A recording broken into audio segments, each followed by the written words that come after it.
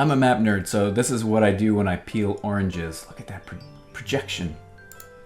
So I thought, why not make a virtual version of this and copy every professor I ever had who describes peeling an orange as a projection example. So I got this picture of leather and I tinted it orange. Looks kind of orangey, right? And then I took a photo of an orange that I peeled and I used that edge of the peel as a picture stroke. And now we're getting somewhere, right?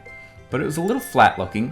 And so I have a layer here called orange highlights. I made versions of a darker version of that orange peel texture.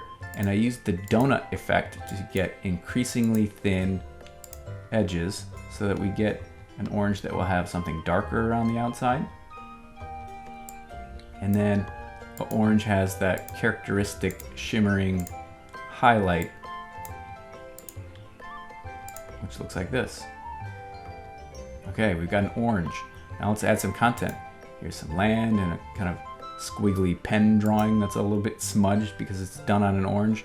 Then I took a picture of the ends of the orange, dropped those in at the poles, and now we've got something that you can actually reproject on the fly and have a real lesson in orange peel cartography, but virtually. Here's a 3D version of it that kind of repeeled it, unpeeled it, wait, reverse peeled it back onto the sphere, and people do some interesting things with this, so check it out.